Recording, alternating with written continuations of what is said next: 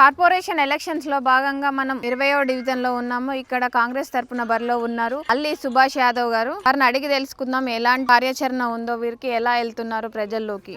నమస్కారం సార్. నమస్తే. ముందుగా మీకు మా ప్రచారాన్ని కవర్ చేయడానికి వచ్చినటువంటి మీ ముంబై టీవీ యాజమాన్యానికి అందరు కూడా ప్రత్యేక ధన్యవాదాలు తెలియజేస్తున్నాను. 20వ డివిజన్ మా పెద్దబండ ప్రాంతము, గొల్లగూడ, మన Ambedkar colony, SC colony, Omsai colony, Lakshminagar colony, ఇవన్నీ కూడా మా వార్డు పరిధిలో ఉంటాయి. ఆల్రెడీ ఒకసారి మేము ప్రచారం నిర్వహించడం జరిగింది. మళ్ళీ కూడా ఇప్పుడు రెండోసారి మేము మా ప్రజల దగ్గరికి వెళ్తున్నాము. అనూహ్యమైనటువంటి స్పందన ఉంది. మా వార్డులో ఉన్నటువంటి చాలా సమస్యలు, వాటన్నింటి కూడా మేము పూర్తి చేసుకోవాలంటే గౌరవ మంత్రివర్యులు కోమటిరెడ్డి వెంకరెడ్డి గారి సహకారంతో మేమంతా కూడా విజయం సాధించి ఆయన ఆశయాలతోని మా ప్రజలందరూ కూడా నిత్యం అందుబాటులో ఉంటూ మేము వార్డును అభివృద్ధి చేసేందుకు మేము ప్రణాళిక సిద్ధం చేసుకుంటున్నాం. ఎలాంటి కార్యాచరణతో వెళ్తున్నారు సార్? మేనిఫెస్టో లాంటిది ఏం తీసుకున్నారు? అసలు ఇక్కడ సమస్యలు ఏం కనిపిస్తున్నాయి మీ వార్డులో? మేము ప్రధానంగా ఏంటంటే మా పెద్దబండ ప్రాంతం గానీ, గొల్లగూడ ప్రాంతం గానీ మాకు విడదీయాలన్నటువంటి అనుబంధం ఉన్నటువంటి మా రెండు ప్రాంతాలు, మనిషికి తలలో రెండు కళ్ళు ఏ విధంగా అయితే ఉంటాయో ఆ విధంగా మాకు ఏంటంటే గొల్లగూడెం పెద్దబండ ప్రాంతాలు ఆ రకంగా ఉంటాయి. మాకు ఏంటంటే పురాతన కాలం నుంచి కూడా మా ప్రాంతము నల్గొండ పట్టణం పుట్టినప్పటి నుంచి కూడా మా గొల్లగూడ ప్రాంతం, పెద్దబండ ప్రాంతం ఉంది.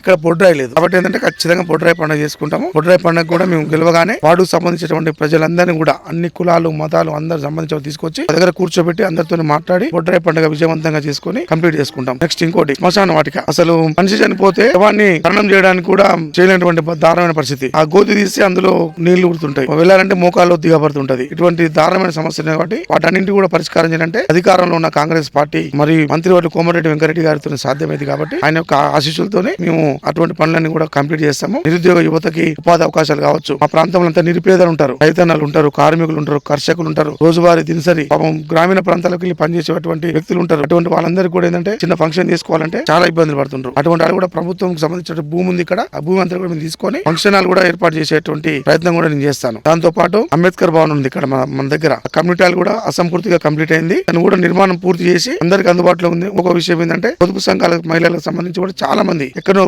వాళ్ళకి కూర్చోవడానికి సపరేట్ భవనం లేదు, వాళ్ళకు కూడా ఒక మహిళా సమాఖ్య భవన్ నిర్మాణం చేయించి వాళ్ళందరూ కూడా ఎటువంటి ఇబ్బందులు లేకుండా ఉండే విధంగా మేము ప్రణాళిక రూపొందించుకున్నాము. ఆ విధంగా ముందుకెళ్తాము. సీసీ రోడ్లు కావచ్చు, డ్రైనేజ్ విషయం కావచ్చు, అన్ని కూడా మేము అంతా కూడా రెడీ చేసి పెట్టుకున్నాం. ఈ విధంగా మేము ముందుకెళ్తాం. మీరు ఇక్కడ మొదటి పురపాలిక అంటే కార్పొరేషన్ లో మొదటిసారిగా పోటీ చేస్తున్నారు.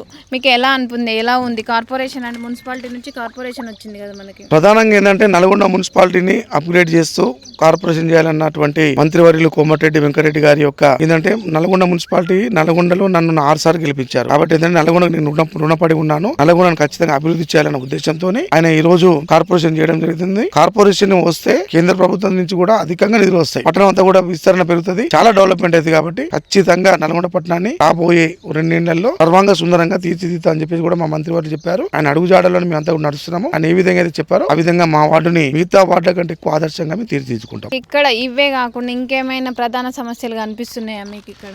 ఆ ప్రధాన సమస్యలు అంటే ఈ గతంలో ఏంటంటే మాకు కలెక్టర్ ఆఫీస్ దగ్గర ఉంటది, మాకు బస్ స్టాండ్ దగ్గర ఉంటది, గవర్నమెంట్ హాస్పిటల్ దగ్గర ఉంటది, రైల్వే స్టేషన్ దగ్గర ఉంటది. ఇవన్నీ కూడా ఏంటంటే పూతవేటు దూరంలో ఉన్నటువంటి ఇన్ని ఉన్నా కూడా మాకు చాలా అభివృద్ధి అనేది లేదు. దానికి కారణం ఏంటంటే అసలు ఇక్కడ గెలిచినటువంటి వాళ్ళు ఎవరు కూడా మా వార్డుని పట్టించుకున్న దాఖలాలు, మా వార్డుని పట్టించుకోకపోవడం వల్ల చాలా వెనుకబడిపోయి ఉంది. దీనంతా కూడా ప్రణాళికలుగా తయారు చేసుకున్నాము. కలెక్టర్ ఆఫీస్ నుంచి ఇంటింటి ప్రచారం చేస్తున్నారు. ఆల్రెడీ ఒక దఫా అయిపోయింది, రెండో దఫా కూడా వెళ్తున్నారు.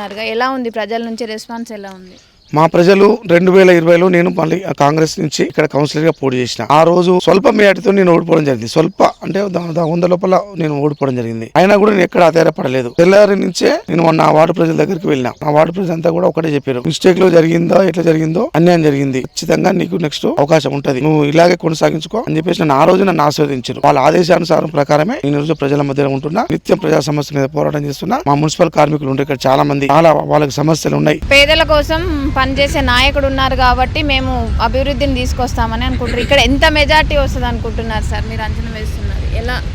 ఆల్రెడీ కాంగ్రెస్ పార్టీ కోటాలి, అల్లి సుభాష్ కోటాలి అని చెప్పేసి ప్రజలు డిసైడ్ అయిపోయారు. వాళ్ళు ఏంటంటే రాష్ట్రంలో ఎక్కడ లేని విధంగా వాళ్ళు అపవిత్రమైనటువంటి పొత్తు అనేది ఒకటి క్రియేట్ చేసుకుని ఏదో మాలాంటి వాళ్ళని ఏదో భయభ్రాంతులకు గురి చేయాలని చెప్పేసి మా కార్యకర్తలందరినీ కూడా ఇళ్లకి వెళ్ళి మా వెంట తిరిగే కార్యకర్తలని వాళ్ళ తల్లిదండ్రులంతా కూడా భయభ్రాంతులకు గురి చేస్తూ బెదిరిస్తున్నారు. అయినా కూడా మేము వాళ్ళ తాటాకు చప్పులకు మేము భయపడతలేము, వాళ్ళ ఉడత ఊపులకు మేము ఎప్పుడు కూడా భయపడం. మేమేంది, మా పనితనం ఏందని తెలిసి ప్రజలకు తెలుసు. మా ప్రజలే మాకు బాసులు, ప్రజలే మేము చెప్పేంత కూడా నిర్ణయిస్తారు. కాబట్టి వాళ్ళందరూ కూడా ఎట్టి పరిస్థితుల్లో కూడా కాంగ్రెస్ పార్టీ కోటేయాలి, చేకూర్తు కోటేసి అల్లి సుభాష్ సుభాష్ గెలిపాలని చెప్పేసి అని కృత నిశ్చయంతో ఉన్నారు. ఖచ్చితంగా 11వ తారీఖు నాడు మాకే ఓటేస్తారు. 13వ తారీఖు నాడు పెద్దబండ గొల్లగూడ ప్రాంతంలో 20వ వార్డు డివిజన్ లో కాంగ్రెస్ పార్టీ జెండా ఎగురుతారు. అల్లి సుభాష్ గారికి ఎలా ఉంది ప్రజల నుంచి రెస్పాన్స్, మీ మాటలు చెప్పగలుగుతారు కార్యకర్తగా? 20వ డివిజన్ లో సుభాష్ అన్న పోటీలో ఉండు. ఈసారి 20వ డివిజన్ ఖచ్చితంగా కాంగ్రెస్ జెండా ఎగురుతుందని మేము బలంగా నమ్ముతున్నాము. అన్నకున్న మంచితనంతో ముందుకెళ్తున్నాం. అన్న ఖచ్చితంగా ఈసారి మేము గెలిపియాలని ఈ ప్రచారం నిర్వహిస్తున్నాం. చెప్పండి సార్, ఇక్కడ రెస్పాన్స్ ఎలా ఉంది అల్లి సుభాష్ గారికి? ఈసారి భారీ మెజార్టీతో మేము గెలవబోతున్నాము. ఎందుకంటే అధికార పార్టీలో మేము ఉన్నాము. ఆల్రెడీ ఆయన రేవంత్ రెడ్డి గారి ఆధ్వర్యంలో అనేక కార్యక్రమాలు చేయడం జరిగింది. ఉచిత మహిళా బస్సు కావచ్చు,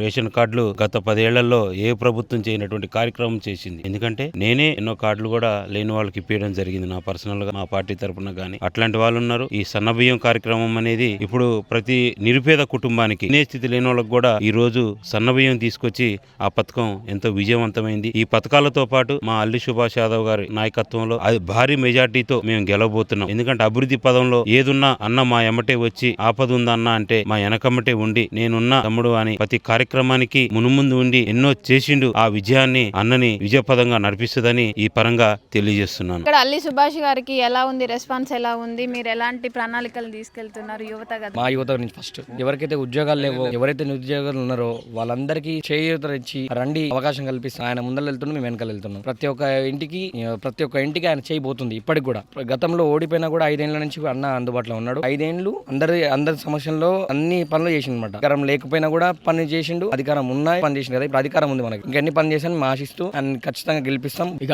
కాంగ్రెస్ 20 వార్డులు అలీ సుభాష్ గారిని నిలబెట్టుకొని మేము గెలుస్తాం మేడం. 50-60 సంవత్సరాల నుంచి గొల్లగూడెంలో బొడ్రాయి పండుగ, కోటమాసం పండుగ, వెనకట నా చిన్నతన నేను 5 ఏళ్ల పిల్లగా అన్నప్పుడు చేసిరు పండుగ. ముడుపులు కట్టిరు, ఆ ముడుపులు ఇప్పిన వారు లేరు. దాదాపు నా జ్ఞాపకం వచ్చాక 12 మంది కౌన్సిలర్ గెలిచిరు కానీ ఎవ్వరన్నా ఏ పని చేయలేదు. సుభాష్ ఇప్పుడు ఫస్ట్ నెంబర్ 1 బొడ్రాయి పండుగ, కోటమాసమ్మ పండుగ, ఆంజనేయుని గుడి అన్ని కట్టిస్తాని అన్ని చేస్తాని ఆయన ఎప్పటి నుంచో మా ఎమ్మటి తిరుగుతుండు. ఆయన మాట వినకుండా మేము వేరే వాళ్ళని గెలిపించినాం. ఆయన గెలిచినా గెలకపోయినా అందరికీ ఎవరికి పేద పైల వాళ్ళు జరిగిపోయి 10,000, 20,000, 50,000 ఇట్లా సాయం చేసిండు ఆయన. అదే మంచితనంతో ఇప్పుడు ఎంత అభివృద్ధి కూడా చేస్తాడు. మేము కూడా ఆయన మాట నమ్మకం ఉంది మాకు. మేము ఆయనే గెలిపించుకొని మేము చూసారు కదా అండి, అల్లి సుభాష్ గారిని అడిగి తెలుసుకున్నాం. అభివృద్ధి అనేది లేదు, అభివృద్ధి చేపిస్తాం, ప్రజల కోసం పోరాడతాం, ప్రజల కోసం పోరాటం చేసైనా నిధులు తీసుకొస్తాం మంత్రి దగ్గర నుంచి అని చెప్తున్నారు. చాలా కరాఖండిగా చెప్తున్నారు, మేము తీసుకొస్తాం, అభివృద్ధి చేస్తాం, మేము మేనిఫెస్టోలో పెట్టిన ప్రతి ఒక్క పనిని అమలు చేసి చూపిస్తామని చెప్తున్నారు. చూస్తూనే ఉండండి ఎంవై మీడియా.